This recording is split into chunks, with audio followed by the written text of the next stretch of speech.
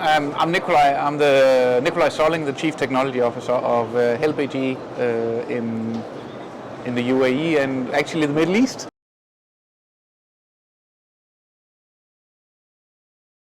So it's a double-edged sword, to put it honestly. Actually, AI has been utilized in cybersecurity for a long time. So actually, from the very, very early times of antivirus, where we talked about heuristic capabilities and AV engines, and today AI is really applied on being able to identify normal and abnormal behavior, both in files and user behavior and all sorts of other things. And AI is really at the cornerstone of many of those advancements we've seen in the last couple of years. On the flip side, the attackers, they also have access to AI. And when we started talking about AI as a topic in itself about, let's say, 5 to 10 years ago, we thought that attackers, they would come up with this kind of new super threat that nothing would be able to detect them with because of AI. I don't see that, but what I do see in the last couple of years is that it's changed the economy and the cost of performing really, really advanced high quality attacks.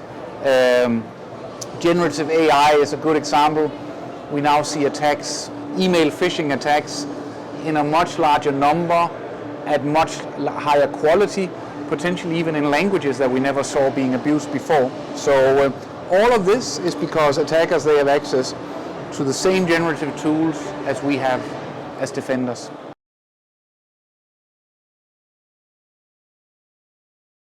Actually everything, to be honest, right? So we utilize it as a tool in how we work. A very good example is when we're working on content creation. So content is kind of the secret source of an MSS provider as Help AG. So this is the way that we detect malicious behavior on customers' environment.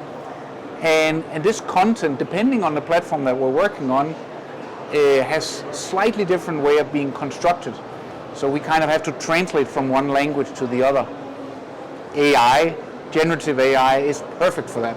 So today we can take threat content in one language from one platform and we can convert it into threat content for another platform in a very, very easy way, utilizing generative AI.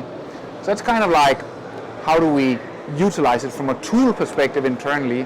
Another area is how our analysts communicate with clients, where today we're allowing them to utilize AI tools, generative AI tools, in order to be able to create very nicely written emails where we summarize potentially the different kind of incidents.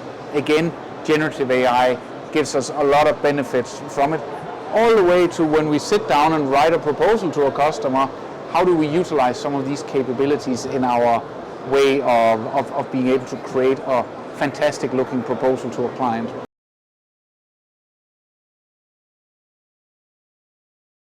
So there is a number of things. So first of all, yes, of course, it's the good old things, right? So it's the ransomware is still proven to be very, very successful for the attackers.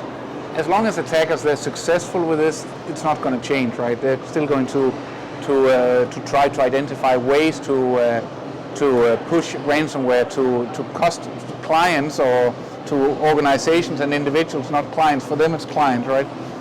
But they're going to try to push ransomware out to unknowing individuals that clicks and opens up a file and creates havoc on their machine so that they can get their ransom. Fundamentally, every single time that we see a business model working for the attackers, they're going to hone in on it and they're going to invest to make sure that business model works for a long time. DDoS is another example. We've seen a dramatic increase in DDoS attacks in the last 12 months. This is not a trend that's kind of falling. Anyone who has dependency on online presence, they need to deal with DDoS as a potential disruption. And then some of the new areas that we're seeing right now, and again, that's due to AI as well, is sometimes the AI tools themselves, where they are being abused. Think of it as a kind of DDoS, but behind all of these tools, there's a lot of compute that runs them. So attackers, they are today targeting applications and they're trying to make these AI workloads run because they're very expensive for the clients to operate. So they can basically take out or make the cost of that specific solution higher for individuals. So these are some of the developments that we're seeing right now from a threat landscape perspective.